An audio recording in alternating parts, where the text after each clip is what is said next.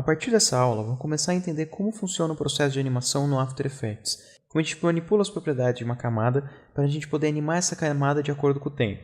Então eu vou começar aqui com essas duas imagens e eu vou criar uma composição usando a primeira imagem. Então eu vou arrastar ela para o botão de nova composição e eu tenho aqui uma imagem com várias frutas e o que eu quero fazer é animar esse meu objeto, que eu vou jogar agora na tela. Eu quero animar esse objeto voando pelo meu cenário. Então eu vou primeiro diminuir o tamanho dele para ele parecer mais realista. E para mesclar ele com a camada de baixo, eu vou usar aqui o modo de mistura. Então vamos dar aqui o modo de mistura dele de normal para multiply. E eu vou aumentar bastante o contraste dele para separar ele do fundo. Então eu vou vir aqui no painel Effects and Presets e trazer o efeito Levels. E aumentar aqui bastante o contraste para destacar bem ele. Agora, para animar ele pela tela, a gente vai precisar animar os parâmetros da imagem. Então, eu vou aqui expandir as opções da timeline. E os parâmetros dessa camada vão estar dentro da camada. Então, se eu abrir aqui o triângulo do lado do nome da camada, eu consigo ver que eu já tenho duas categorias para animar. A primeira categoria, Efeitos, traz o efeito que eu apliquei ali em cima, o que está em Effects Control, que é o efeito Levels. Se eu expandir então essa categoria, eu tenho aqui o Levels. Se eu expandir novamente, eu tenho as opções de animação que eu encontro aqui em cima no painel Levels. Então eu tenho aqui o Histogram, Clip Black e Clip White, que são as opções que eu tenho aqui embaixo, Clip Black e Clip White. Se eu fechar aqui a opção de efeitos, eu consigo ver aqui embaixo que eu tenho a opção Transform. Essa opção Transform ela vem com todas as camadas de imagem, independente de eu já ter aplicado efeito ou não. Então se eu abrir aqui a camada Frutas, eu também tenho uma categoria Transform. Eu vou fechar aqui o da Frutas e abrir o da Mosca. E aqui na categoria Transform eu tenho primeiro um botão de Reset, que ele volta para as opções padrões da imagem. Então se eu clicar aqui em Reset, a imagem volta ao tamanho original e na posição original. Eu vou clicar aqui Ctrl ou Command Z no Mac para voltar um passo. E aqui embaixo eu vou mostrar para vocês cada uma das principais propriedades. Então, a última propriedade que eu tenho aqui listada, que é uma das mais simples, é o tanto de transparência ou de opacidade que você tem na tua imagem. Como a minha opacidade está em 100%, eu não tenho transparência nessa imagem. Conforme eu vou diminuindo o valor de opacidade, eu consigo perceber que a minha imagem vai começando a ficar translúcida e eu consigo ver através dela a camada de baixo. Eu vou devolver aqui o valor de opacidade para o valor 100%. E logo acima eu tenho a opção de rotação. Essa rotação aqui é em volta do eixo do meio. E esse eixo do meio aqui eu posso mudar ele de posição quando eu precisar. O nome desse eixo aqui é ponto de ancoragem. E como eu estou trabalhando com uma animação 2D, a única forma que eu consigo rotacionar ela é em volta desse centro. Se eu estivesse trabalhando em 3D, eu também conseguiria rodar a imagem nos eixos X e Y, que eu por enquanto não consigo ver na imagem, mas eu poderia fazer ele rodar em volta dele mesmo em outras dimensões, além da que a gente está vendo na tela. Aqui vocês estão vendo que ele tem dois valores? O primeiro valor é o número de voltas e o segundo valor é o número de graus. Então conforme você vai mudando os graus, quando você dá uma volta completa, automaticamente ele muda o número de voltas. Então se eu fosse animar meu objeto, eu consigo animar ele para dar várias voltas e não só alguns graus. Então eu vou voltar aqui para o valor 0 e 0. Logo acima eu tenho a opção de escala. Essa escala aqui, por enquanto, ela está travada usando esse cadeado. Se eu mudar a escala horizontal, ele muda automaticamente também a escala vertical, porque os dois valores estão unidos um ao outro. Se eu desligar aqui o cadeado, eu consigo mudar um valor sem afetar o outro. Eu vou botar aqui os dois valores para 25, ligar novamente o cadeado, e na sequência eu tenho o valor posição.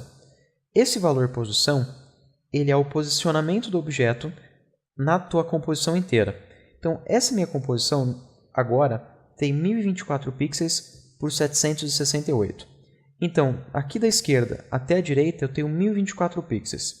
Se eu quisesse posicionar a mosca no centro da tela, eu ia ter que colocar ela na metade de 1024, que seriam 512.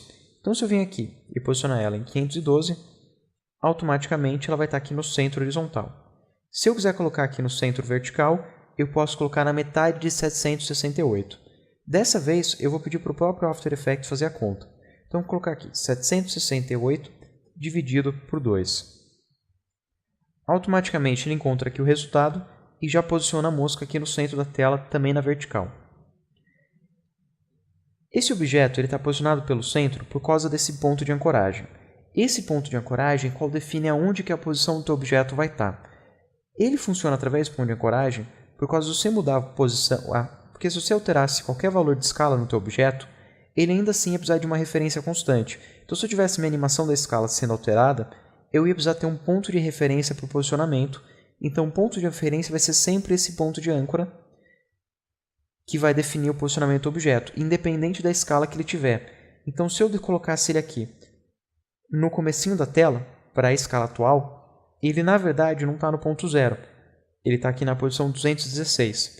Conforme eu vou diminuindo a escala, ele está bem afastado do início, coisa que não parecia antes. Mas na verdade, se eu conferir o ponto de ancoragem, ele já estava afastado. Porque quem define então não é a parte visual da imagem, e sim esse pontinho de ancoragem.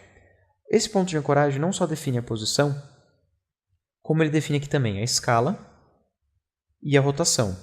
Então, as principais informações do teu objeto são definidos pelo ponto de ancoragem, então é importante sempre estar com o ponto de ancoragem posicionado no local correto. Vou botar aqui a escala para 100%, rotação definir como 0. Na verdade, vou posicionar aqui a escala em 25% e rotação definir como 0. E aqui em cima o posicionamento dele, se eu colocar 0 e 0, eu tenho o ponto de ancoragem aqui no primeiro pixel da composição. Então eu consigo ver aqui que meu pontinho da ancoragem está bem no primeiro pixel.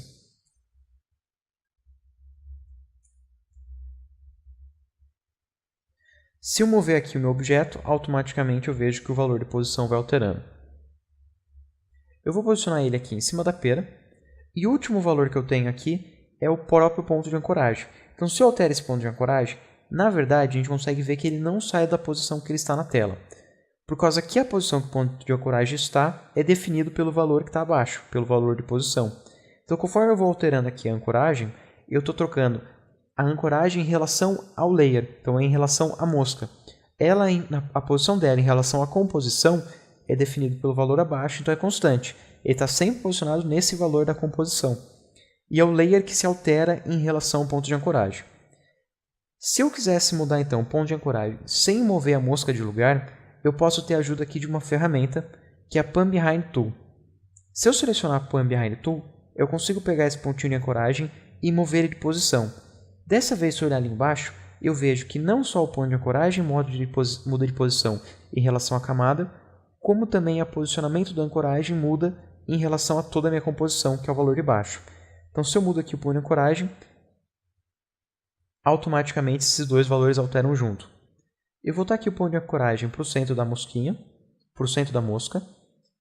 Vou posicionar aqui de novo tela cheia.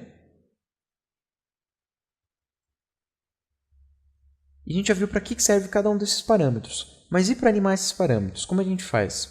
É bem simples. A gente tem que acionar esses relógios e quando você aciona um relógio, está dizendo que aquele parâmetro é animável. Se você não aciona o relógio, qualquer alteração que você faz dos parâmetros, ela é constante. Então, por enquanto, se eu deixar em 25, a minha mosca vai ser durante toda a minha composição 25 de escala. Se eu movo o CTI lá para frente e altero aqui a escala para 30, a mosca tem agora a escala 30 por toda a minha composição. Então isso é fixo, é constante. Sempre que eu alterar, o último valor que eu dei vai ser o valor definitivo. Se eu quiser interpolar, se eu quiser animar entre dois valores, obrigatoriamente então eu preciso ligar aqui o reloginho. E assim que eu ligo para o reloginho, eu já crio a primeira informação para a timeline. Então eu dou a primeira informação de posicionamento, ou de escala, ou de rotação no meu objeto. Então o que eu vou fazer aqui é mover o CTI para o início da composição, aqui para o tempo 0, e eu vou ligar o reloginho de posicionamento. Automaticamente eu consigo ver que ele está habilitado. Então, se eu vir aqui e eu clicar de novo, eu estou, na verdade, desabilitando. O relógio é um botão de ligar e desligar. Então, eu vou clicar de novo, eu liguei esse parâmetro, agora é animável. Automaticamente, ele já define a primeira instância, o primeiro valor que ele possui. Então, no tempo 0, ele vai estar em 331 por 283. Aqui na esquerda, eu também vejo que eu tenho aqui um navegador. E nesse navegador eu já tenho um keyframe inserido. Ele está marcando aqui amarelo porque eu estou exatamente em cima de um keyframe. Se eu mover meu cursor para outro valor, eu consigo ver aqui no navegador que ele fica transparente. Então eu não estou em cima de nenhum keyframe. Eu não tenho nenhum para navegar para a direita, mas eu consigo voltar aqui um para a esquerda. Eu vou agora vir com o meu CTI até o tempo 5 e vou mover a mosquinha para a próxima fruta. Agora eu vou mover até o tempo 10. E eu posso mover ele tanto pela tela, quanto aqui embaixo também pela composição. Então, eu vou vir aqui dessa vez, vou mudar os valores matemáticos aqui embaixo, os valores numéricos aqui embaixo. E posicionei ele na outra fruta. Automaticamente, quando eu mudo ele de posição, eu vejo aqui embaixo que eu tenho um novo keyframe. Eu vou mover agora até o tempo 10, até o tempo 15. Vou posicionar ele aqui na última maçã da tela. E automaticamente, de novo, ele fez mais um keyframe. Vocês estão vendo aqui na tela uma linha que se forma entre cada um dos posicionamentos que eu fiz? Essa linha é chamada de Motion Path. É o caminho do movimento que a mosca está fazendo. Por padrão, o After Effects mostra 5 segundos desse Motion Path. Se eu quiser alterar a quantidade de tempo que esse Motion Path aparece, para que eu pudesse ver durante toda a minha timeline todo o percurso que a mosca fez, eu preciso ir lá em Preferências e alterar essa preferência. Então eu venho aqui em Editar, Preferência, e vou escolher aqui Display. Aqui em Display, ele me indica que o meu Motion Path está agora classificado para 15 segundos. O Motion Path tem por padrão 15 segundos de tempo. Então, se eu quiser que ele dure mais do que 15 segundos, eu preciso ir lá e alterar aquela preferência. Então, por padrão, eu consigo ver que ele está marcado aqui 15 segundos. Eu vou mudar ele 15 segundos para todos os keyframes, assim toda a minha animação vai aparecer na tela. Vou clicar em OK. E eu consigo ver agora aqui, os 4 pontos de ancoragem que eu fiz são esses quadrados maiores, e entre cada um dos pontos de ancoragem, o caminho que a mosca percorreu. Se eu vir aqui com o CTI no início da timeline e clicar na tecla 0, eu vou ver um preview da animação. E a gente consegue ver como a mosca está navegando aqui pela tela, bem devagar, mas ela está já viajando pela tela. Então o que eu vou fazer aqui é duas coisas. Primeiro, eu quero melhorar aqui a navegação da mosca pela tela. Eu posso alterar tanto os valores aqui embaixo, posicionando o CTI em cima de um ponto de ancoragem e alterando o posicionamento aqui no valor numérico. Como também, se eu quiser, eu posso vir aqui direto na tela e alterar qualquer um dos pontos de ancoragem, sem precisar necessariamente posicionar o CTI em cima. Então se eu venho aqui, seleciono o ponto de ancoragem e altero o posicionamento dele, eu estou alterando a navegação dessa mosca na tela. Outra forma de fazer isso também é usando a ferramenta caneta. Se eu venho aqui na ferramenta caneta e eu seleciono a opção mais ou menos, eu posso incluir novos pontos de ancoragem ou deletar pontos de ancoragem que eu já tenho. Na última opção, eu posso inserir leves curvas no meu Motion Path.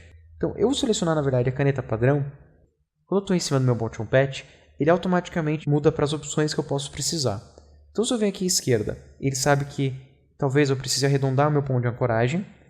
E se eu movo aqui um pouco mais para o lado, ele marca aqui o sinal de mais para inserir novo ponto de ancoragem.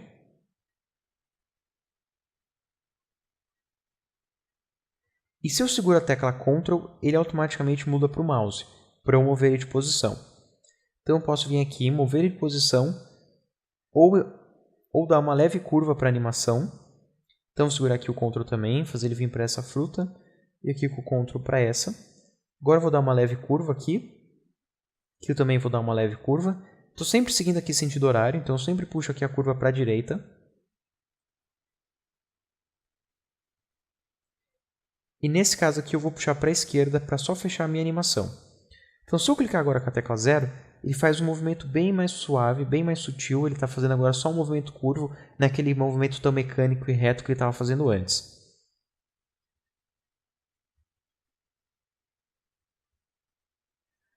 Para ele ficar mais rápido agora, eu vou selecionar todos os keyframes e vou aproximar eles. Quando eu aproximo aqui, o que eu estou fazendo é segurando a tecla Alt, ou no Mac a tecla Option. Então eu selecionei todos os keyframes e eu tenho que selecionar uma das duas extremidades e segurar o Alt, e ele diminui a velocidade de todos os keyframes de modo proporcional. Então eu vou fazer a duração agora ser um pouco menos do que 10 segundos e clicar na tecla 0 para ver o resultado final.